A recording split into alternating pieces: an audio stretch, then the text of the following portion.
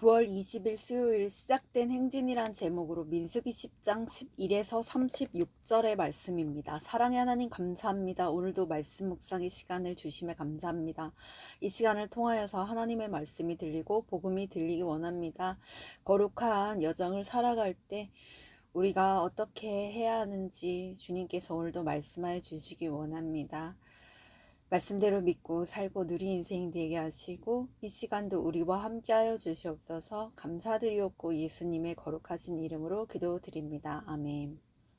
본문의 말씀입니다. 둘째 달 스무날에 구름이 증거의 성막에서 떠오르매 이스라엘 자손이 시내 광야에서 출발하여 자기 길을 가더니 바란 광야에 구름이 머무니라. 이와 같이 그들이 여호와께서 모세에게 명령하신 것을 따라 행진하기를 시작하였는데 선두로 유다 자손의 진영의 군기에 속한 자들이 그들의 진영별로 행진하였으니 유다 군대는 암미나답의 아들 나손이 이끌었고 이사갈 자손 지파의 군대는 수알의 아들 느다넬이 이끌었고 스불론 자손 지파의 군대는 헬론의 아들 엘리압이 이끌었더라. 이에 성막을 거듭에 게르손 자손과 무라리 자손이 성막을 메고 출발하였으며 다음으로 르우벤 진영의 군기에 속한 자들이 그들의 진영별로 출발하였으니 르우벤의 군대는 스데울의 아들 엘리술이 이끌었고 시므온 자손 지파의 군대는 수리사떼의 아들 술루미엘이 이끌었고 갓 자손 지파의 군대는 두엘의 아들 엘리아삽이 이끌었더라. 고하디는 성물을 메고 행진하였고 그들이 이르기 전에 성막을 세웠으며 다음으로 에브라임 자손 진영의 군기에 속한 자들이 그들의 진영별로 행진하였으니 에브라임 군대는 암미옷의 아들 엘리사마가 이끌었고 므낫세 자손 지파의 군대는 부다술의 아들 가말리엘이 이끌었고 베냐민 자손 지파의 군대는 기드오니의 아들 아비단이 이끌었더라.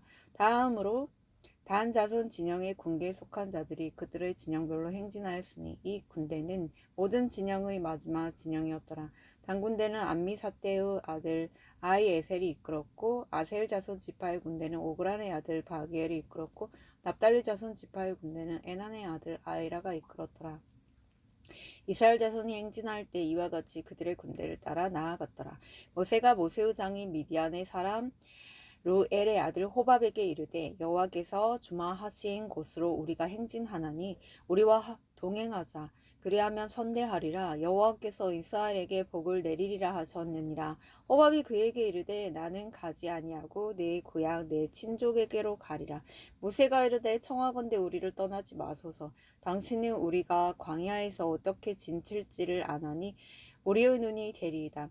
우리와 동행하면 여호와께서 우리에게 복을 내리시는 대로 우리도 당신에게 행하리이다. 그들이 여호와의 산에서 떠나 3일 길을 갈 때에 여호와의 언약궤가 3일 길에 앞서가며 그들의 쉴 곳을 찾았고 그들이 진영을 떠날 때에 낮에는 여호와의 구름이 그 위에 덮여서더라. 궤가 떠날 때에는 모세가 말하되 여호와여 일어나사 주의 대적들을 흩으시고 주를 미워하는 자가 주 앞에서 도망하게 하소서 하였고 궤가 쉴 때에는 말하되 여호와여 이스라엘 종족들에게로 돌아오소서 하였더라. 아멘.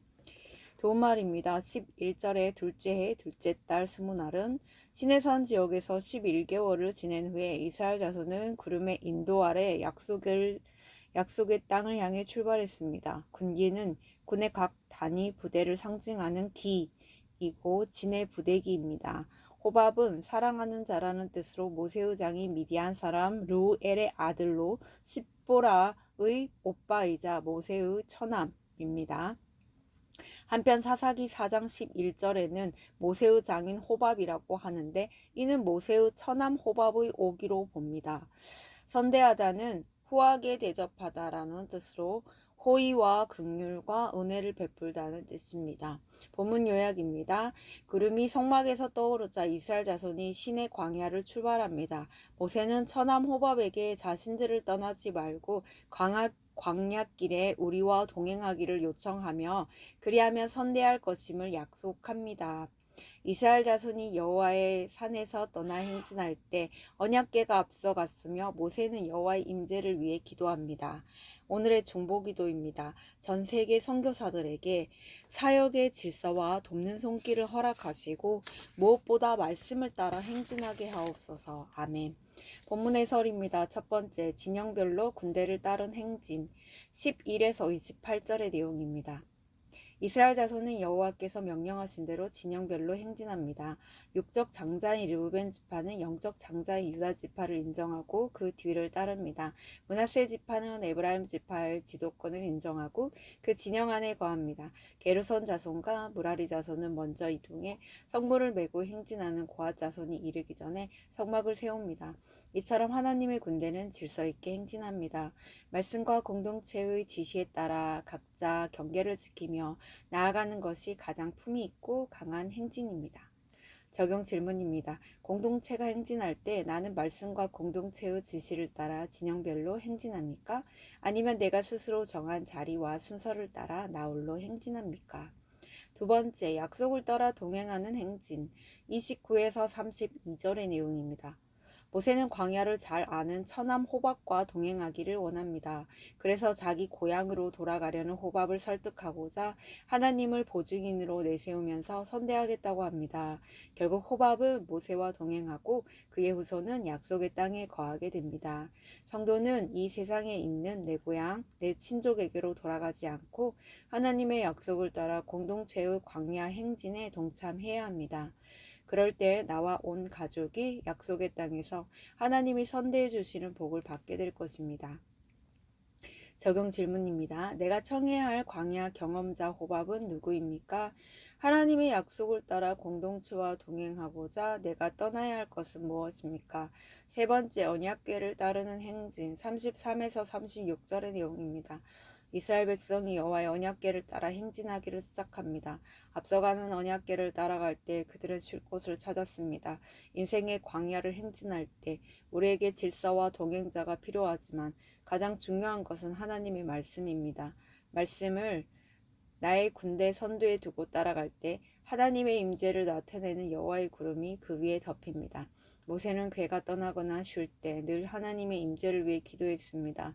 이처럼 말씀과 기도로 행진하는 군대는 어떤 대적도 이기지 못합니다. 적용 질문입니다. 내가 따라가야 할 하나님의 말씀은 무엇입니까? 전쟁이 하나님께 속한 것임을 믿고 행진할 때 나는 늘 하나님의 임재를 구하는 기도를 합니까? 오늘 기도하기는 진영별로 군대를 따라 행진하는 이스라엘처럼 저도 공동체의 지시에 따라 저의 경계를 지키며 질서 있게 행진하게 하옵소서. 공동체의 안정과 유익을 위해 경험자와 동행할 수 있는 지혜를 주옵소서. 여호와의 언약궤를 앞에 두고 인생의 광야길을 걸어가오니 저와 늘 함께해 주옵소서. 아멘. 묵상 간증입니다. 사명으로 나아가는 인생이란 제목으로 노미경님의 말씀 적용글입니다. 저는 어린 시절 부모님께 사랑받지 못했다는 피해의식과 애정 결핍이 있었습니다. 그러다 결혼 후 그것을 남편으로부터 채움받기를 원하며 남편에게 과도하게 집착했습니다. 그로 인해 저희 부부는 날마다 부부싸움을 했습니다. 그러다 교회는 다니지만 오직 세상 행복만을 바라며 기복신앙에 머물러 있던 제게 남편의 바람 사건이 찾아왔습니다. 남편에 대한 배신감과 상실감으로 살 소망이 끊어졌을 때 저는 증거의 성막 같은 공동체로 인도되었습니다. 그리고 그곳에서 예배 드리는 전날 결혼의 목적은 행복이 아닌 거룩이다라는 말씀이 나팔 소리처럼 들렸습니다. 이후 저는 이스라엘 자손이 여호와께서 모세에게 명령하신 것을 따라 행진하기를 시작한 것처럼 말씀을 듣고 행하기를 힘썼습니다. 교회 소그룹 모임은 미움과 분노, 상처로 꽁꽁 얼어붙어 있던 제 마음을 녹여주는 쉴 곳이었습니다. 또한 소그룹 지체들은 우리와 동행하자, 그리하면 선대하리라는 말씀처럼 믿음이 연약한 저를 따뜻한 사랑과 호의로 이끌어 주었습니다. 그렇게 예배가 회복되자 비로소 남편을 우상 삼은 제 죄를 보고 회개하게 되었고 남편의 바람이 저의 구원을 위한 사건임을 알게 되었습니다. 이후 저는 평생 근원을 알 수 없던 대적과 같은 내 안의 불안과 두려움이 사라져 기쁨과 평강을 누리게 되었습니다. 그리고 저의 머리인 남편의 권위에 순종하지 않고 무시하던 제가 사실 가해자임을 깨닫게 되었습니다. 그뒤 남편에게 고마워요, 미안해요 라고 말하니 교회에 불신이 가득하던 남편의 마음이 녹아 저희 집에서 부부 소그룹 모임도 하게 되었습니다. 여호와의 명령에 따라 행진하듯 예배와 말씀을 붙잡고 기도하자 하나님이 남편의 불신앙을 흩으시고 공동체로 인도해 주셨습니다. 남편도 하나님이 명령하신 것을 따라 행하고 사명으로 나아가는 인생이 되기를 기도합니다. 이분에 적용하기는 남편이 공동체에 잘 정착하여 예배를 회복하도록 매일 10분씩 기도하겠습니다. 남편과 대화할 때 안정과 공감의 말을 사용하겠습니다. 입니다.